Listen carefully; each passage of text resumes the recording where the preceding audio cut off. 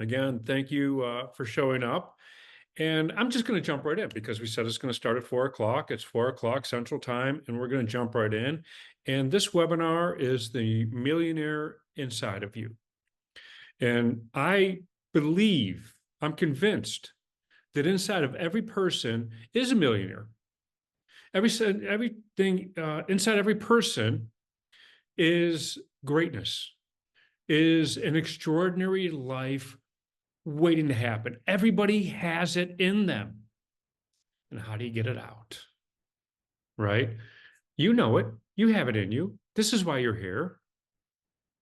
And people who like yourselves to show up, uh, they don't settle.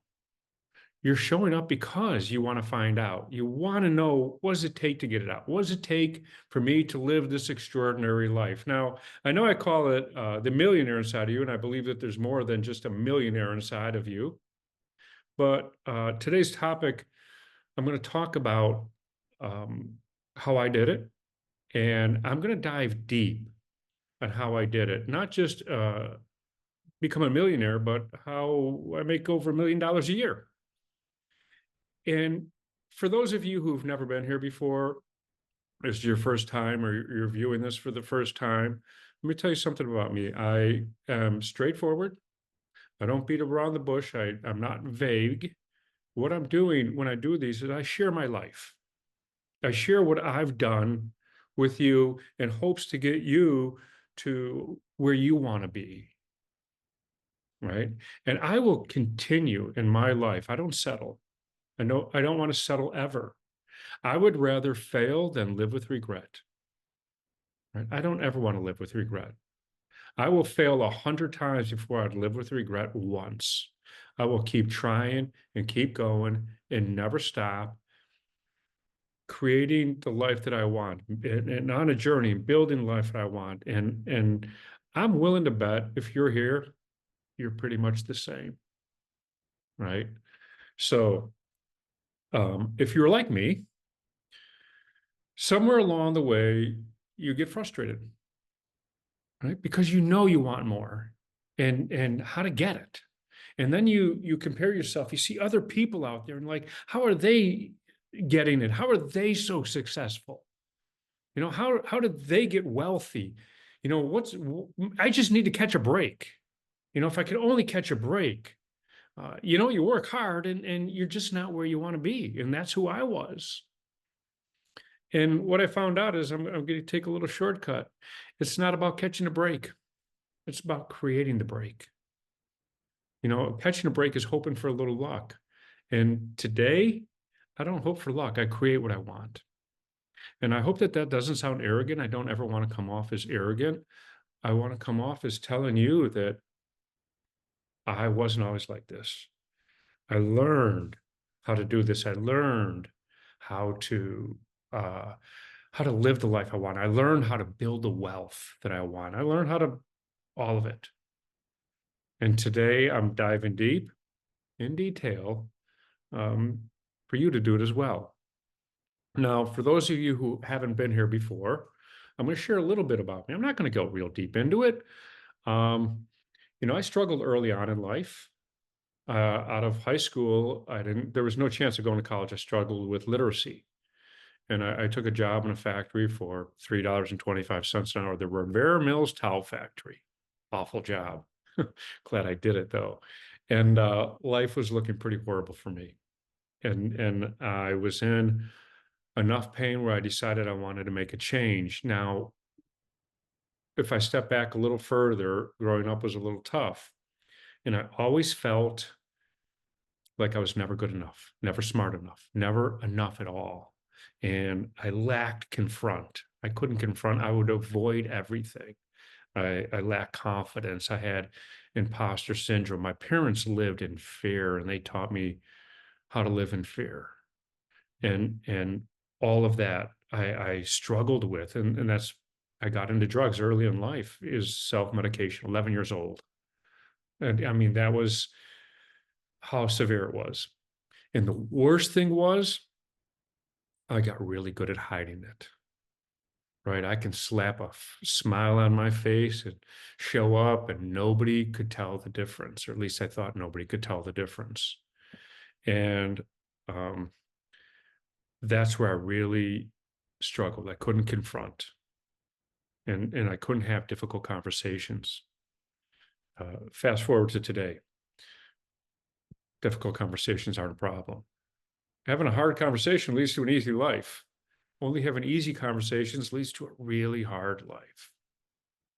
And so, what I'm doing here today is sharing what I did, how I transformed myself, and the work that I did. And the first thing I'm going to tell you is I didn't do it alone. I had three amazing mentors in my life that I owe everything to.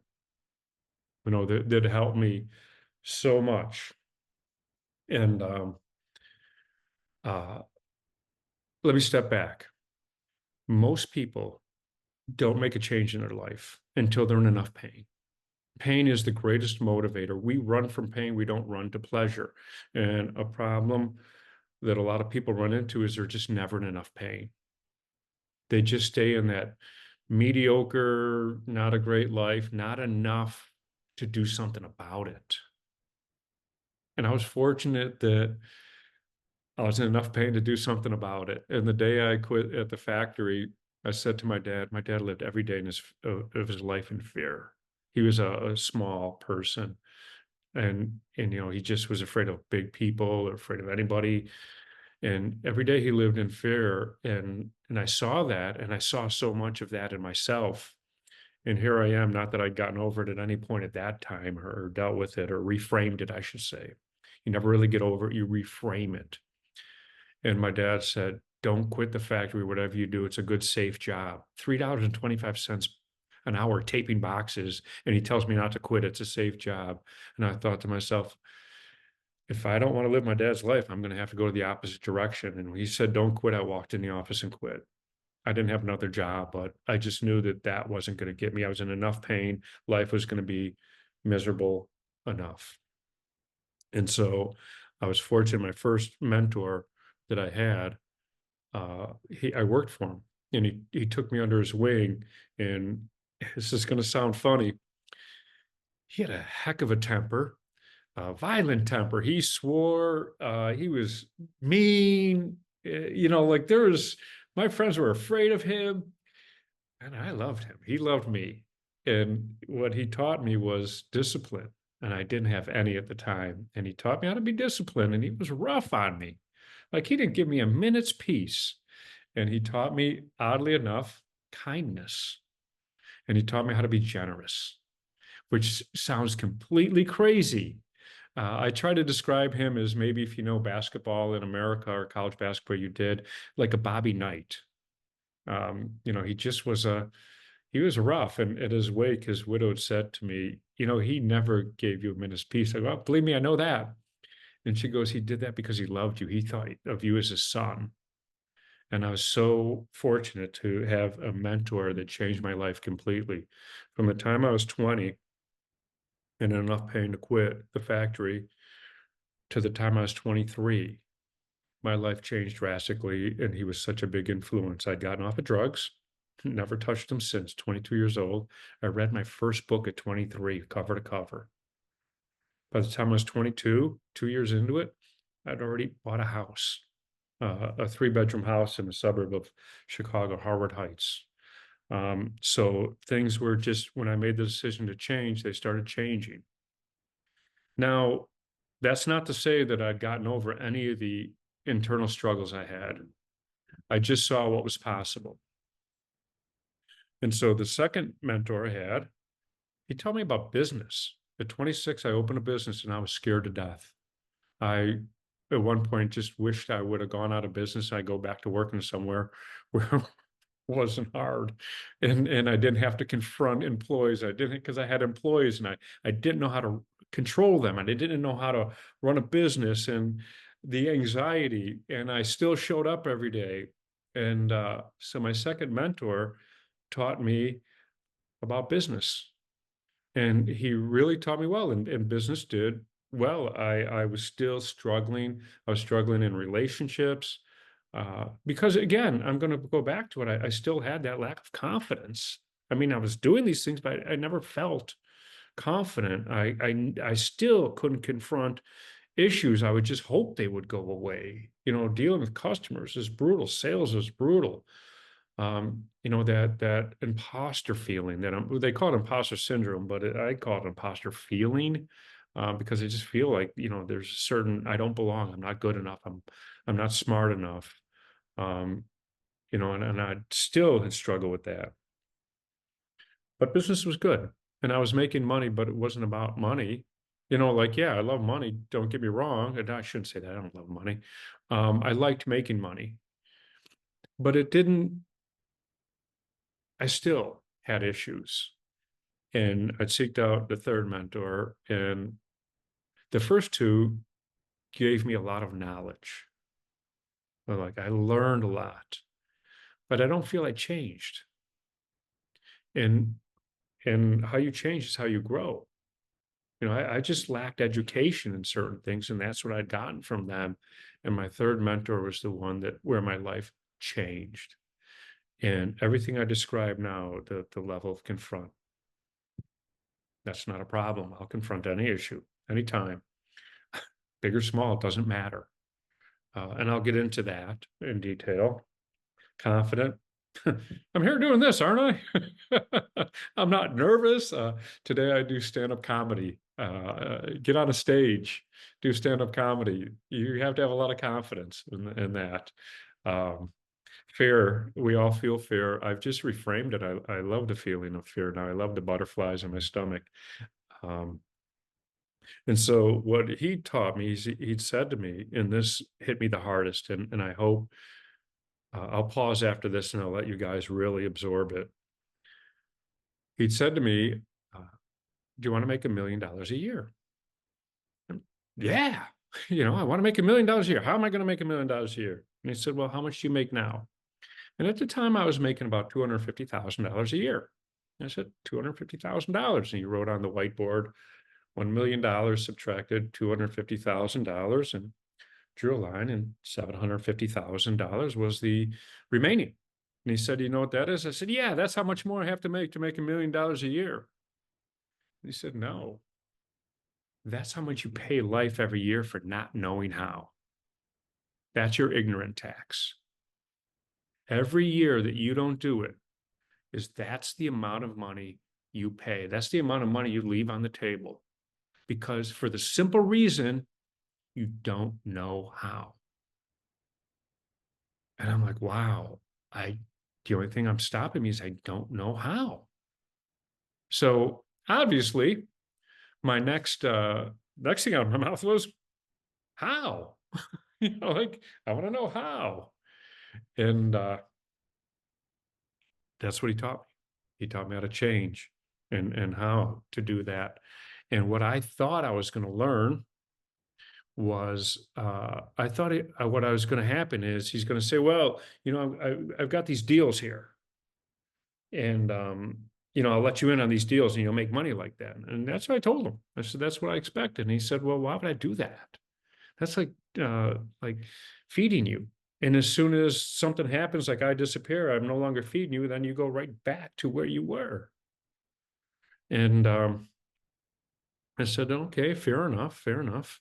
And before I go any further, I want to say that I tried everything. You know, I tried everything, you know, on my own. I read every book possible.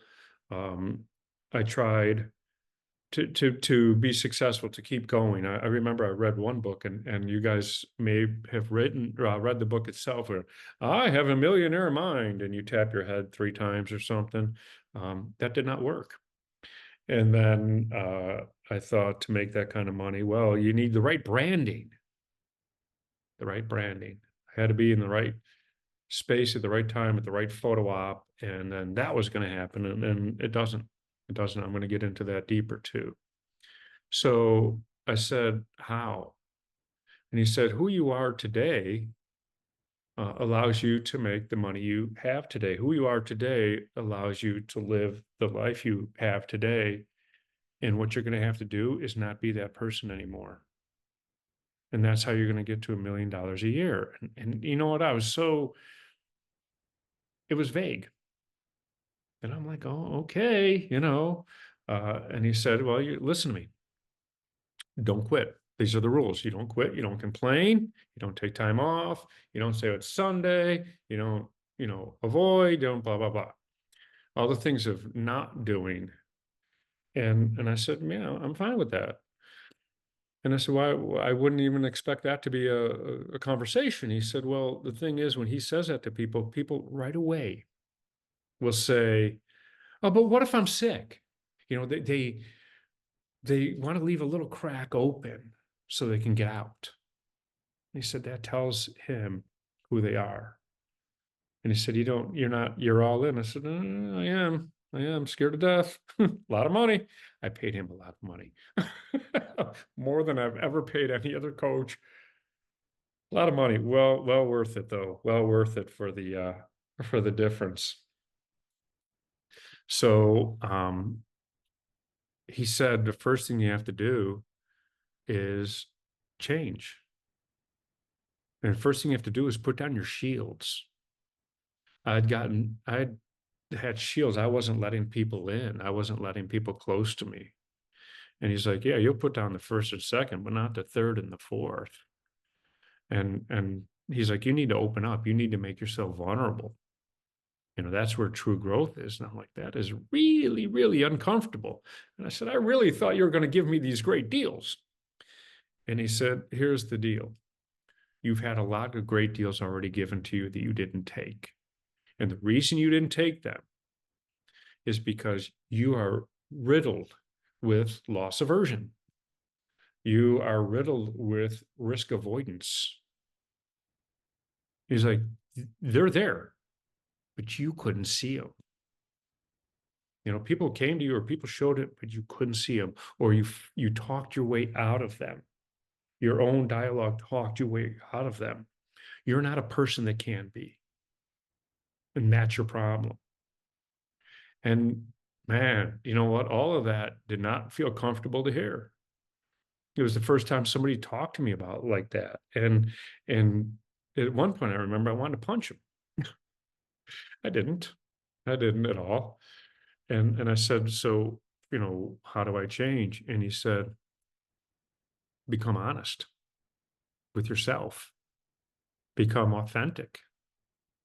And just that alone rang so true, because when we talked about the lies that we tell ourselves and justification for what we can't confront, the lies we tell ourselves to justify the fears that we have and that they're healthy, and the lies, oh, that wasn't meant to be, and everything like that uh, was the biggest thing to get over. And he said, be honest. And I'm going to hit on branding for a second. I could take I could take a picture with somebody so famous and people go, wow, he knows somebody so famous. Maybe we should get to know him, right? Like branding. But the truth is that famous person is not going to stand by my side for the rest of my life. As soon as they're out of the picture, it's me. And if I'm not being my most authentic self, my most genuine self, uh, that's going to show. And those people go, well, maybe he's not. So yeah, I mean, it might get attention, but it's not lasting, right? It's just a flash. It's like a match. It burns bright and then burns out. What's left, and that's who you are. So the first thing I did was I had to do the self-analysis, which, you talk about something that's really difficult, really hard, is to get honest with yourself, is to do a self-analysis and think back. Where did you not show up? What were you feeling? You have to address all of this in order to overcome in order to know what's holding you back. Everybody on this call today, including myself, we're held back, and I'm on a journey. You're on a journey. We're all on a journey. And, there's a page one of your journey, of your book, the book of your life, the book of your journey. There's a page one. And as I'm talking to you, I'm on chapter like 36. Like this has been a process that I've been doing my whole life. Or I shouldn't say my whole life. Uh, I don't know how many, a lot of years.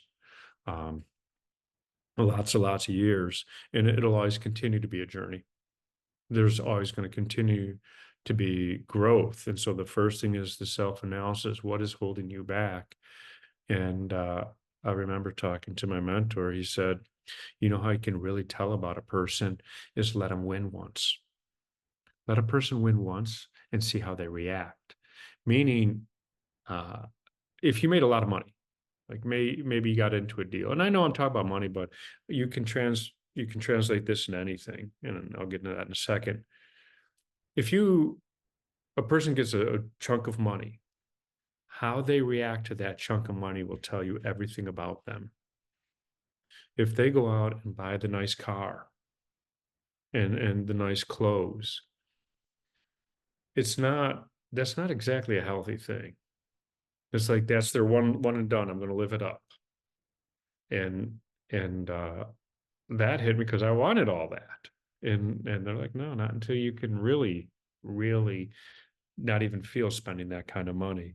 So he's like, whenever you win, you reinvest in yourself and just keep investing in yourself. And that's the best investment you can ever make. So the first thing that we addressed was fear. Everyone feels fear. And I don't think I have to get too much into where fear comes from. I'll hit on it a little bit. You never get over it. Everybody feels this. The amygdala part of the brain, it takes over. The lizard brain. And if you've attended my master classes, you know exactly what I say if I start to feel fear. And this is when I personally start to feel fear, I say it's time to dance with the lizard, because the amygdala is, we call it our lizard brain. And so it's time to dance with the lizard. And that's actually a practice for me. That's recognizing that I'm feeling fear. And then I go, what is the fear? Let me really look at this. Let me reflect on this. What's really happening? And then what are the possibilities of it? I don't know what the outcome could be, but what are the possible outcomes? What's the good? What's the bad? How much risk? And I start to look at it more with a logical brain and start to remove the emotion in it. And so one of the strategies was, I don't know, the things that would scare the crap out of you. Like, okay, next, do them. And wow, that was ongoing and is still ongoing. In fact, just today, I said, I'm going to text somebody. I haven't texted them. I'm going to text them because I was prepping for this. I'm going to text somebody who is had a lot of success in sports, a professional athlete that I haven't. I had a talk. I talked to about a year ago. It wasn't an awesome conversation. Um, I didn't end, it wasn't a bad conversation. They wanted me to invest in something. I'm like, this is an awful deal. So, but I was thinking about texting them and say, hey, how about if I interview you for my podcast? So one of the things is do something that will scare you. Send a text that will scare you. Send an email that will scare you. That's start doing the things that you're afraid of. And then you start to analyze it. And that is just one of the things. And confront is another one. What are you afraid to confront? These are exercises that I'm doing and I still do today. And if it wasn't for my mentor, I would have never. And today, um, let me give an example of, you're like, okay, Steve, you're telling me to change. You're telling me it's me that's blocking me. Yes, it's 100% you. It's not your circumstance. There's so many successful people who have horrible circumstances. Um, and how does this translate to $1 million a year? Um, I have people that actually come to me.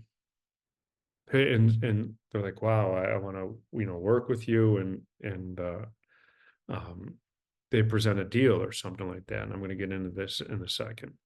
But they come to you. So I have a client. Let me get into this. I have a client who's been with me for a number of years, a client. And he said to me a few years back, and this is why he hired me as his coach, as his mentor, and this is why I took him on as a client. He'd said to me, I wish I had your money because then I'd have your confidence. And I said, do you really think that's the way it happened? Do you think the money came first and then the confidence? No, the confidence did. And I said, the reason you hired me as a coach for your business is my confidence. That's what that's what you're paying me for, is my confidence. And you want it. And so that's how you see you can connect the dots, right? And I had a ways back, and it doesn't take money to make money. Let me get into that story real quick. It does not take money to make money. Anybody who thinks that has already got the wrong mindset. We have three currencies. We have time, knowledge, and money. The least valuable is the money. The most valuable is your time, and then your knowledge. And you can use any two to get the third. You can use your time and your knowledge to get money. I have a client that I taken on and coach, and I said, hey, we go through the whole process, and she's scared to death, and the whole thing, and I'm right by her side. I'm like, I'm not going to let you fail. I'm a safety net. You're not going to do something wrong. And she used her time and her knowledge in real estate.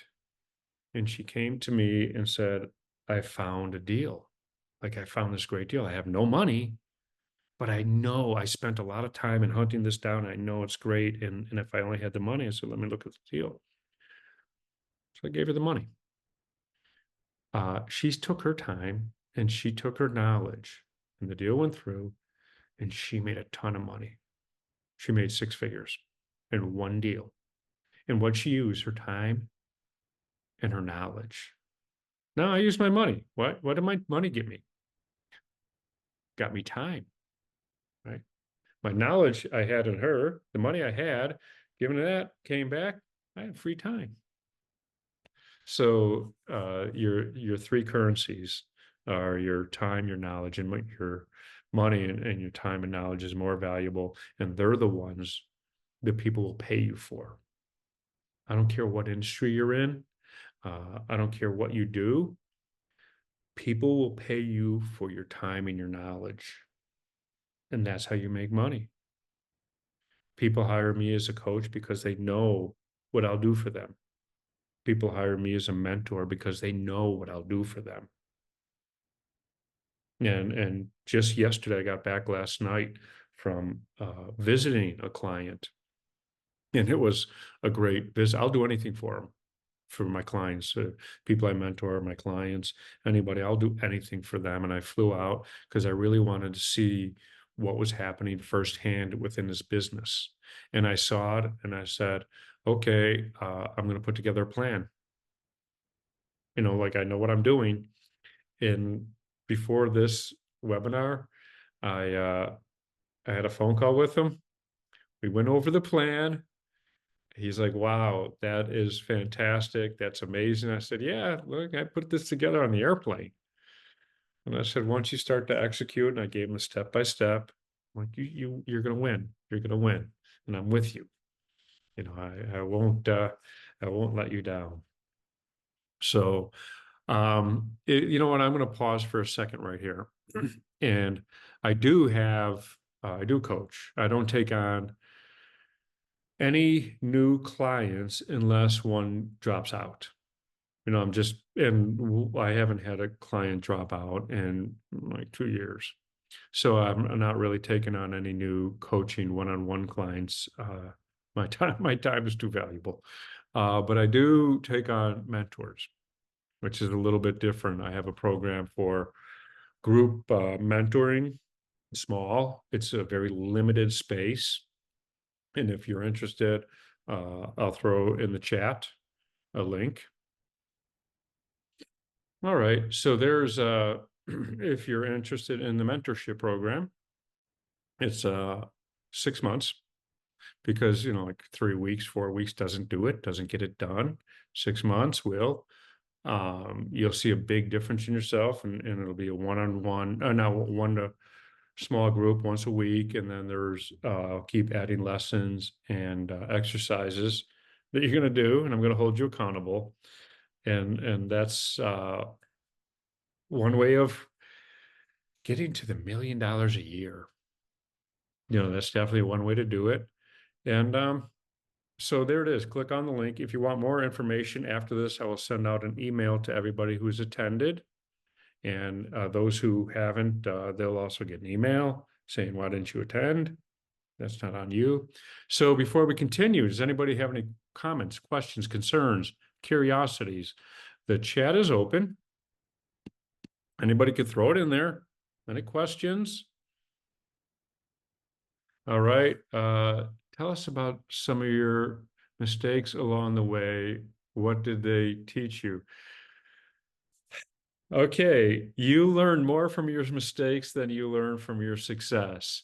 Some of my biggest mistakes is not believing in myself, is passing up on things that I shouldn't have, saying no when I should have said yes. I never regret anything I said yes to. I regret a lot of things I've said no to. That's my mistake, is saying no. Listen, I've said yes and lost money. I've said yes. Does anyone see the link? Okay. Can you see the link?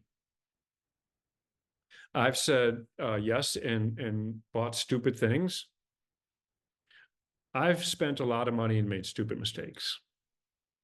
I've learned for each one of them, but I took a chance. Where I made my biggest mistakes is I said no.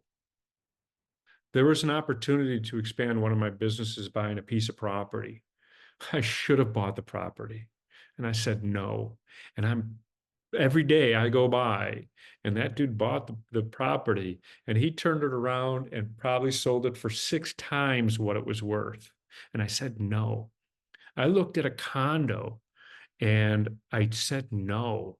And the deal was like, it was out of sheer ignorance, right? I was going to get it for the price that I wanted to get it for. But we were $500 difference, and I wasn't going to give. I was going to prove I was going to win this argument. And the deal went south, and the condo sold.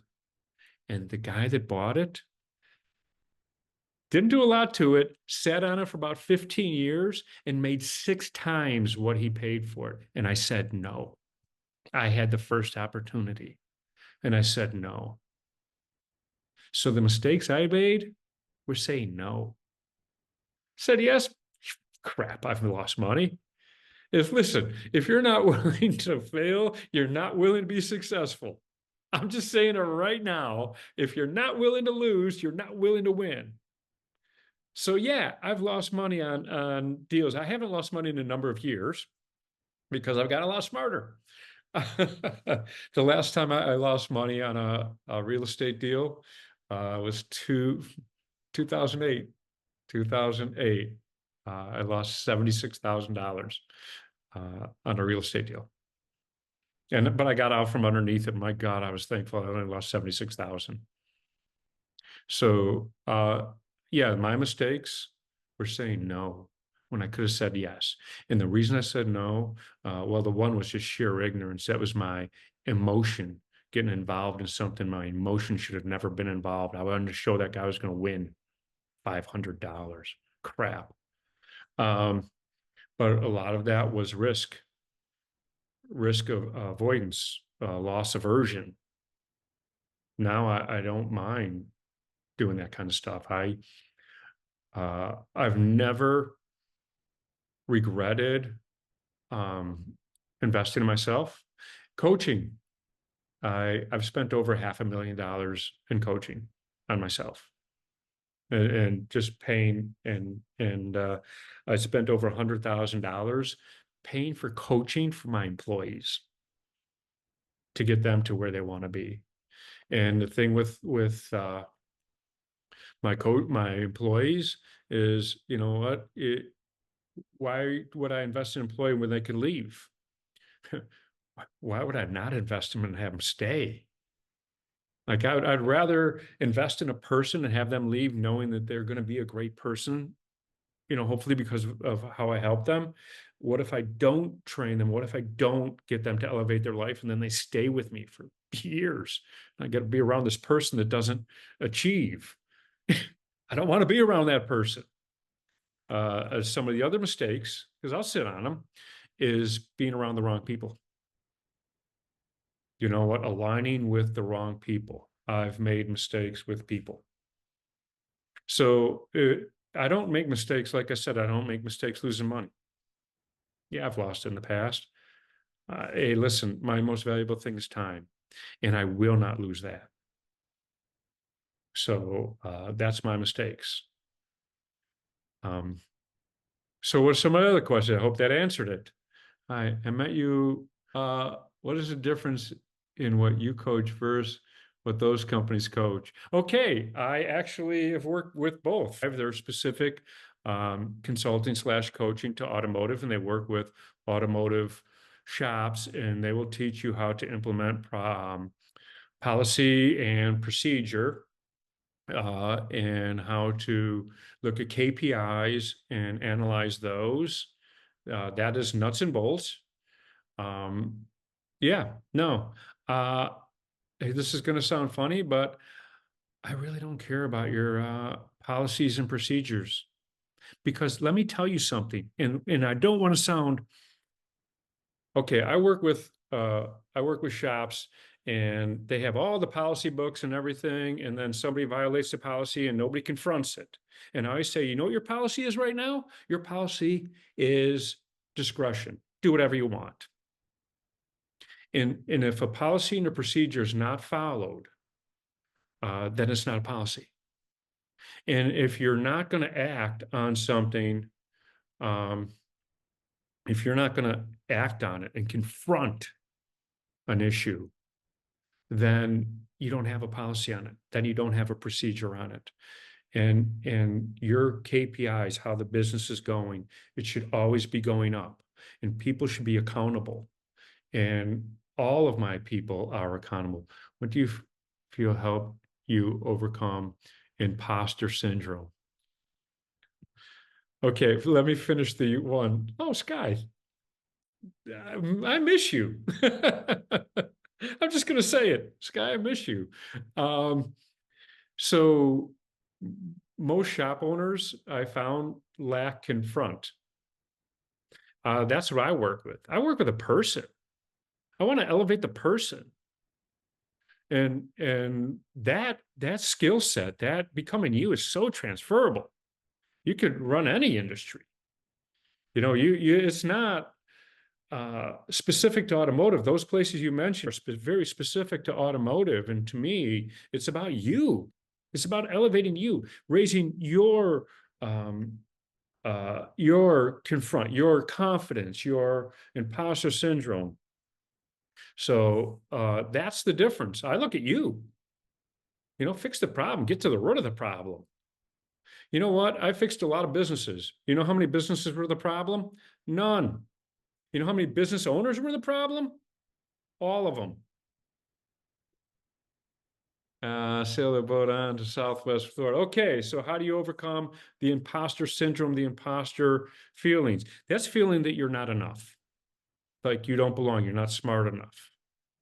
We in about slightly less. There's a big study that was done I read recently, and it's about a little less than 90% of the people have imposter feeling at one time, and it stems from our childhood. And between the ages of being born and 18, a person is told no over 150,000 times. It's a lot. They're told yes 5,000 on average. We're growing up, we're told to believe that we're not good enough. Uh, in school, my God, you get the answer wrong and people laugh at you. You're like, oh, I got it wrong. People laugh and you hide. And so how you overcome is first get around the right set of people, build the right circle, sit with people who build you up, align with people who want to elevate you, want for you. That is so important.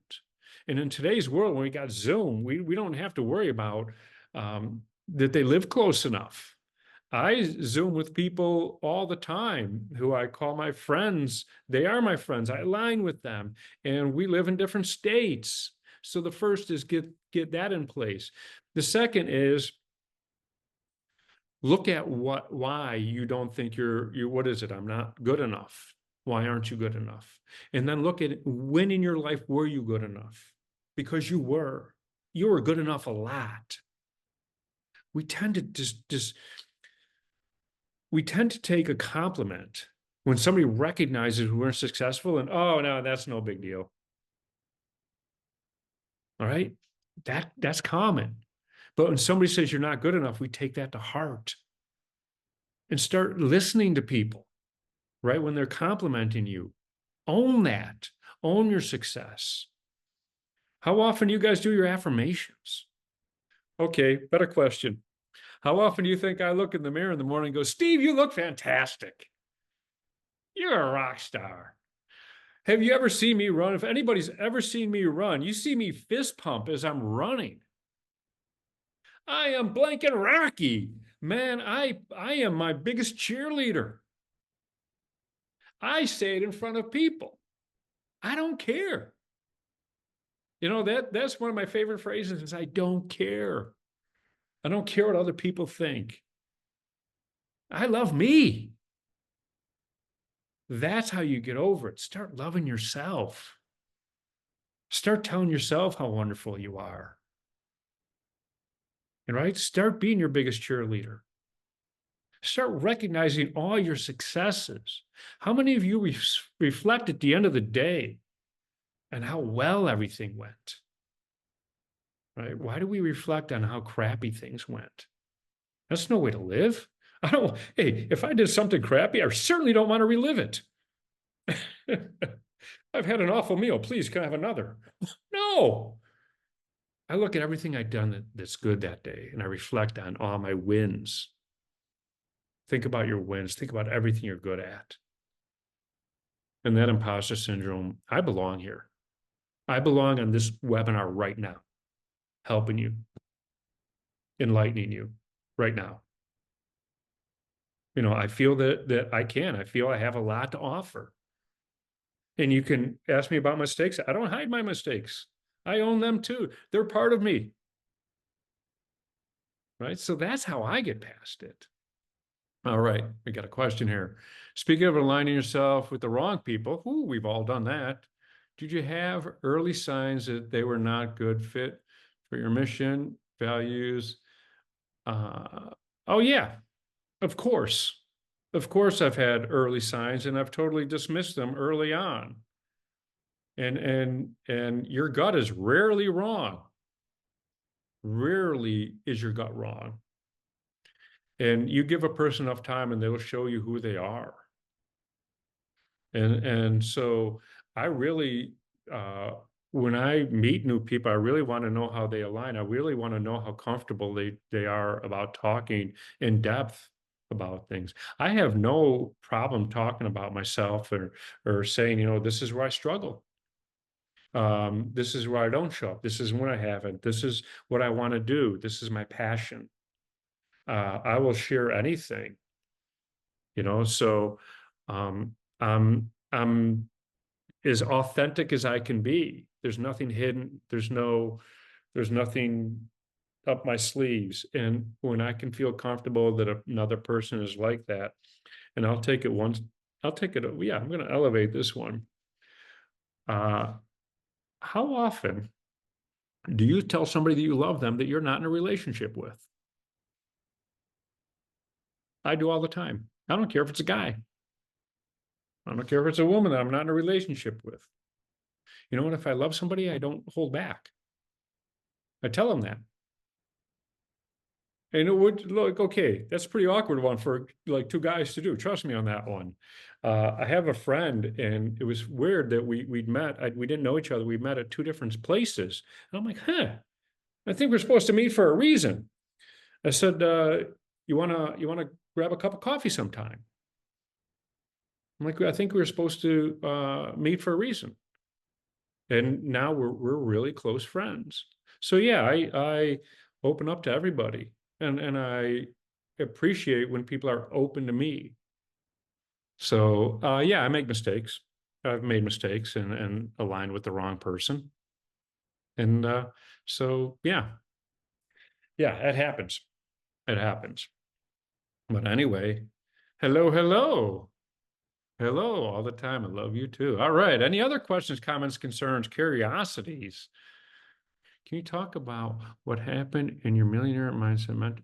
Can you talk about what happens? Oh, absolutely. Absolutely. So there's three parts to it. There's a live part of it where it's a Zoom. There is also access to lessons and exercises, a bigger element to it, but it doesn't happen right away. Listen, without a goal, you're going nowhere. Without a direction, you're going nowhere. Without going after what you want, you're not really going anywhere. You're on a trajectory of life, and if nothing changes, you're in the same place you were a year ago, the same place next year. Now, I can ask you right now, what are your goals? And you can probably figure them out. And a large part of the mentorship is establishing your goals and a plan to go after them. But it's not right away, because if I asked you today, your goals would still be made up with that same amount of fear, that same amount of, I don't believe I can do it. Like if I have self-limiting beliefs, and if I don't think I'm going to do it, then I'm not going to do it. Like I'm not going to make a goal, that's my goal, thinking that I'll never hit it. Right? You can't, as Einstein said, you can't solve the problem with the same brain that created the problem. You're just going to have the same problem. And so when you truly believe in yourself and see what's possible, and you start to set your goals a little bit higher, what you really want, and all your goals should align with the life that you want, right? That life that you desire, that extraordinary life that's out there, that greatness that's out there.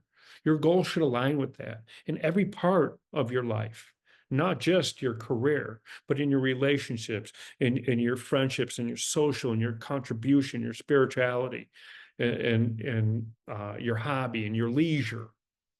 All of it, you should have goals everywhere, and they all should align with that. And that is the life you want to live. So if I ask a person who, and I don't mean any disrespect to anybody, but if I ask a person who just shows up 9 to 5 as a cashier at Walgreens, what are your goals?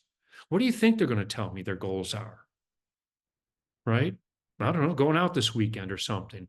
But then what if they start to elevate their lives and believe a little more in themselves and see what's possible, and being submersed around successful people, and going, wow, I see all this is possible. And then I say, what are your goals? To own my own house just got a little bit bigger because I see what's possible. And what I want to start doing here, you can't see the spaces on the other side, is actually having live. I don't know if I should call them masterminds, but we're immersed in with people who are of all levels, very successful. I'll bring in professional athletes, very successful business people, and bring them all in to see what's possible. Start to see when you stand around with 10 millionaires, you're going to be the 11th. When you stand around with 10 drug addicts, you're going to be the 11th. And this whole that part of it is to get everybody to elevate. So it's getting you past what's blocking you, actually addressing, getting it honest, like my mentor did with me, and all the exercises that I still do today, and establishing what your goals are and building your plan. And think of these small groups as almost a round table of people who all want success, and start to bounce ideas. That's what the live is, along with the exercises and lessons. So, or how you find your kind of great wholeness deals like the one you struck and made millions on. You know what? I didn't make 1 million. I didn't make millions on one deal. So the more I go out there and talk with people, the more I meet people. Okay, I just did a deal last week with a person. And wait, do you still have moments of self-doubt? Of course. Wait, let me address this one before that I go on. Do you have moments of self-doubt? And yes, what do you do to get over it? Okay, if you've attended any of my master classes, which I did for 2.5 years, you know exactly what I do to get over my self-doubt, right? I talk about this all the time. So when I have fear, I go, I have to dance with time to dance with the lizard. When I have self-doubt, I will recognize and go, time to eat my own dog food. That's exactly what I say as soon as I feel doubt. Time to eat my own dog food. And after I say that, I go, okay, why am I doubting myself? And I sit back and go, why am I feeling this?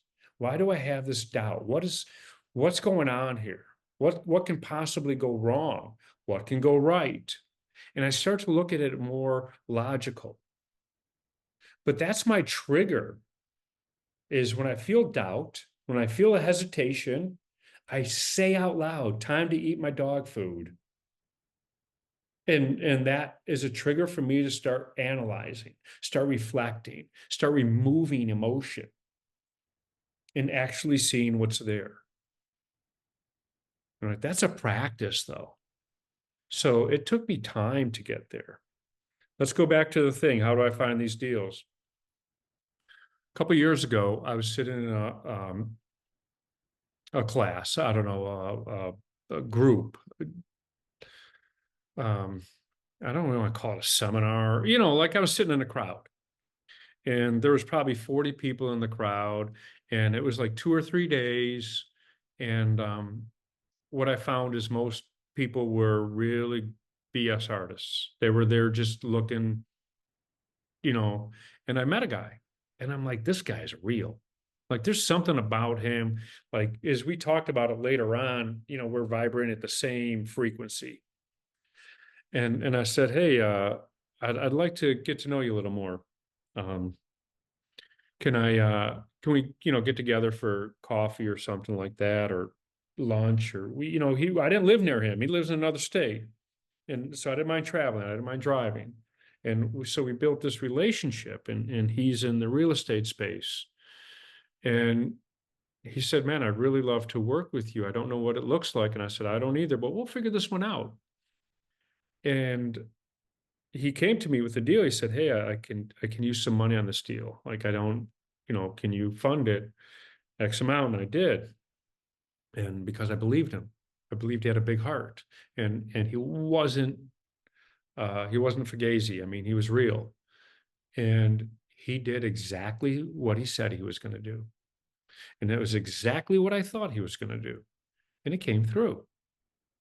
And it went back and forth. It was kind of like volleying back and forth. Now, these weren't huge, not a lot, but they built. And last week I did a deal with them, and we laid it all out. He drove to me, like we face to face, and we said, what does it look like? And we laid out more than just the real estate deal, but we laid out for how we want to work together in the future. You know, so what had happened is I met somebody and I thought, wow, this person seems very real. Let me find out more. And I took the time to get to know the person. And you now he's in my circle, and here's a person who I end conversation with, telling him I love him. I trust him like a brother. Oh, goodness. But yeah, so that's how I find them, is I actually meet people and follow through. That's something for that people drop out, is they don't follow through. I follow through all the time. I absolutely follow through, and it's not easy.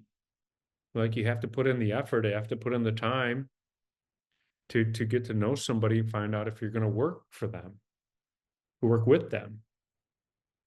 And it starts out small and it builds. And it builds to the point where now real estate deals get bigger.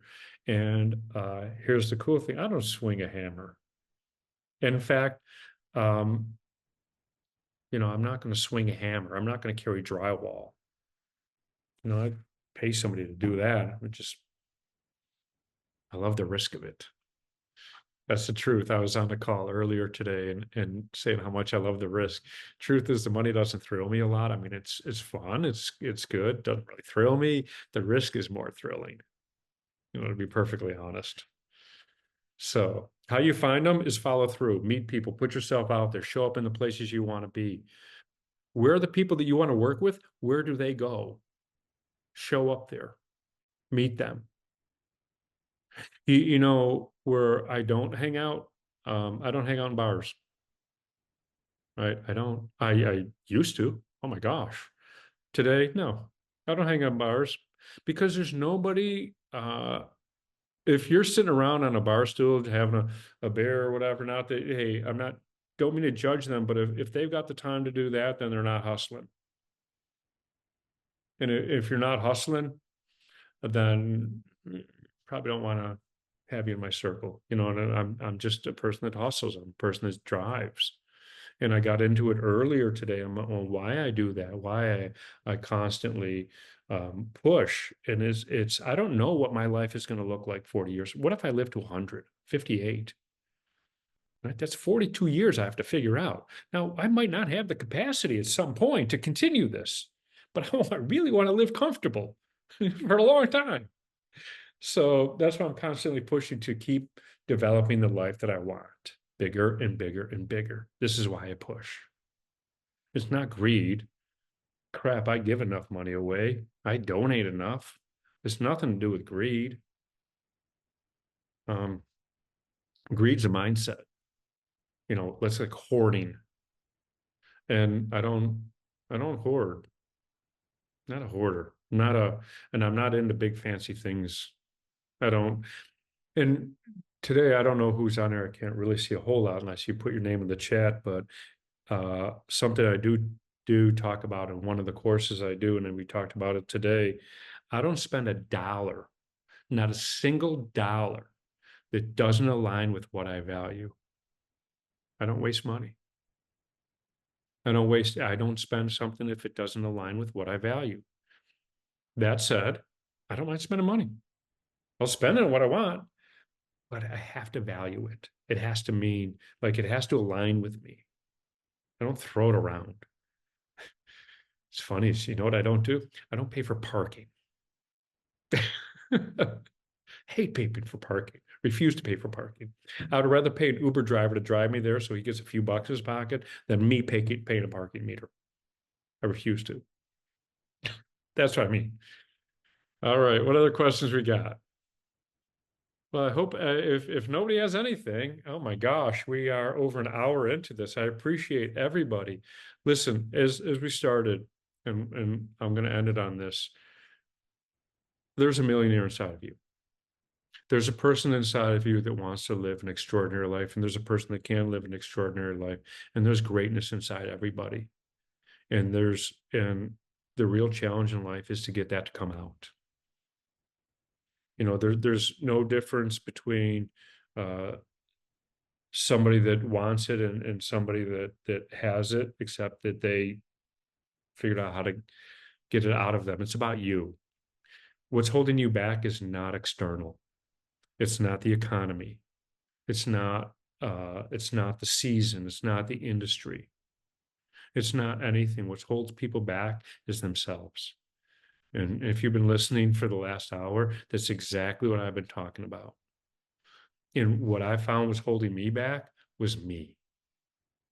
And when I got honest with myself and addressed my issues and where they came from, and reframing, because a lot of things you don't get over. You reframe them, you recognize them, and you get past them. They're still there. You're just moving past them. And problems to me aren't problems.